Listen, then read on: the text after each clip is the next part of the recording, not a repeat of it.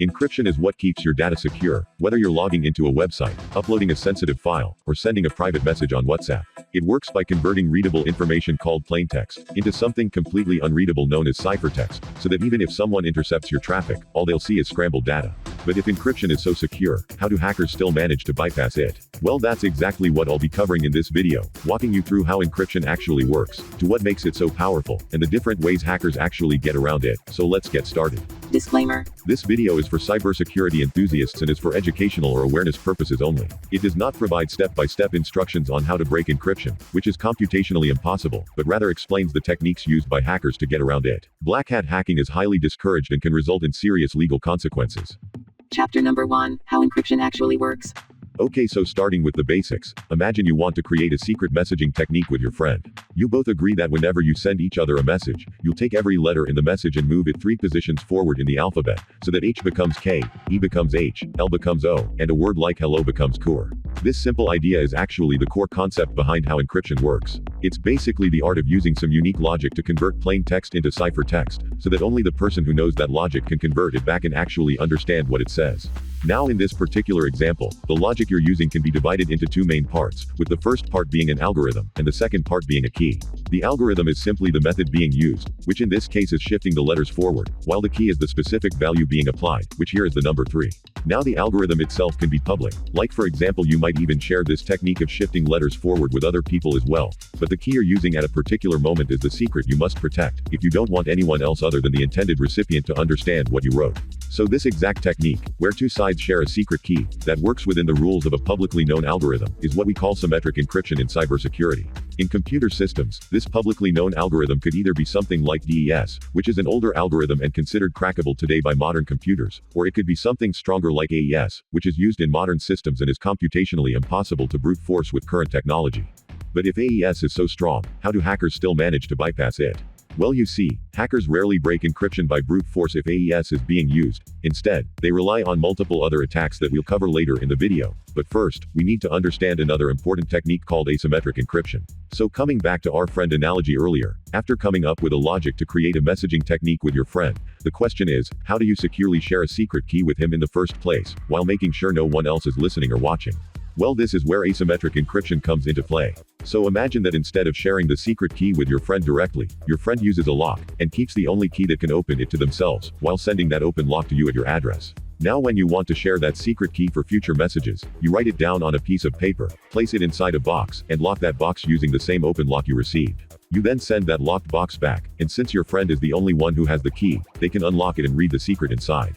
This allows both you and your friend to switch back to symmetric encryption, and use that shared key to securely communicate moving forward. Now if we apply the same logic to computers, whenever you visit a secure website, and see that little padlock icon in your browser, what's basically happening behind the scenes is that the server of that website generates something called a public key, which you can think of like the open lock from our analogy, and shares it with anyone who wants to connect on the internet. So when you visit that website using a browser, your browser generates a temporary secret key, and locks or encrypts that secret key using the server's public key. It then sends that encrypted secret key back to the server, and since the server is also the one who has a matching private key, it can decrypt it and read the secret inside. From that point on, both sides use that shared secret key to encrypt the actual data being exchanged, and this combination of both symmetric and asymmetric encryption is what keeps your data unreadable, whether you're logging into a website, uploading sensitive files, or checking your bank account. Now while a similar model is also used in things like end-to-end encryption or secure messaging apps like WhatsApp, the main difference is that on top of your smartphone sharing a secret key with the server, 2 users also use their own public and private keys to establish a shared secret key with each other. This allows the server to still relay the messages between them, but it cannot decrypt and read those messages in plain text. Chapter number 2, How Hackers Bypass Encryption. Okay, so now that we know what encryption really is and how it's used in modern internet security, let's look at the 4 main ways hackers can actually bypass it, starting with stealing the encryption key. As the name suggests, stealing the encryption key simply means getting access to the secret key that your browser generates before it encrypts it with the server's public key, and this is usually done by hackers through things like malware, malicious browser extensions, or exploiting different system vulnerabilities. So once a hacker has the key, they can then read everything being exchanged in plain text, and since the encryption is still technically working, your browser will show everything is secure. Next up we have exploiting implementation flaws, and in order to understand what this means, let me give you a quick example. So imagine that a secure messaging app called LockChat allows its users to communicate with each other through end-to-end encryption, but also secretly stores a list of decryption keys that can be used to read messages of any of its users, if law enforcement agencies or court orders ask for them. Now the problem with this is that if a hacker breaches the company's servers, and somehow gains access to that list of decryption keys, they can then read messages of anyone using that app, and this is what exploiting implementation flaws essentially means. It's basically the name of exploiting how encryption is set up by a server in the first place, whether that be through poor key storage, which is when private keys are saved in places that aren't properly secured, using hard-coded keys, which means the encryption key is written directly into an application's source code, or keeping intentional backdoors, which is when a company deliberately keeps a way to bypass its own encryption just like we discussed. Speaking of companies having access to your keys, before we move on to the third category of attacks, since we're on the topic of discussing who can actually read your data and why that matters for both privacy and security, I'd like to thank the sponsor of this video, Proton Drive.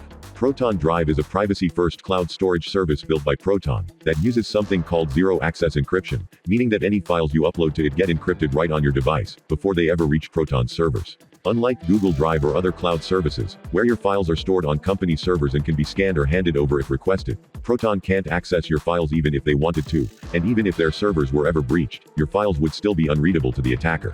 Proton Drive is also fully open source, meaning that anyone can look at the actual code and verify what it's doing behind the scenes, and since it's based in Switzerland under strict European privacy laws, your data isn't subject to US surveillance laws. It's also part of the same ecosystem as Proton Mail, so your encrypted files and emails stay seamlessly in sync, and none of it is ever used to train AI models. So whether you're backing up sensitive documents, sharing files securely, or just want your files and communication to stay private, you can check out Proton by going to proton.me/AnandAli, and get started today.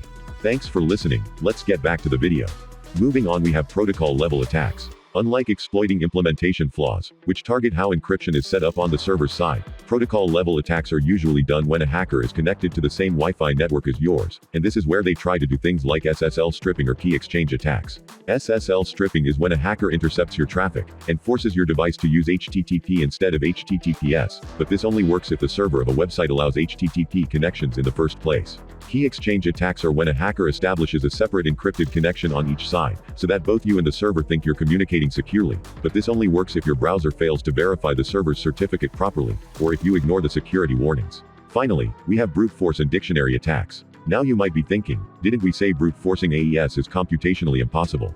Well, you see, not every system uses a randomly generated encryption key like your browser does. Some systems, like your Wi-Fi network, derive their encryption key from a human-chosen password, and so if that's the case, a hacker can essentially capture the handshake between your device and your router, to then try millions of common passwords until one works. So they're not essentially breaking the encryption math itself, but rather exploiting the fact that someone set hello123 as their Wi-Fi password. Anyway guys, so that's it for the video. Before ending, I'd like to mention that while there are a few more ways hackers bypass encryption, I'm not going to cover them here, as the main purpose of this video was just to help you understand how encryption actually works, and what's possible versus what isn't, when it comes to bypassing encryption. So if you're interested in learning more, I'd highly recommend exploring them on your own, and learning the technical details behind all of these attacks yourself. If you have any questions, feel free to ask them in the comment section down below, and I'll see you in the next one.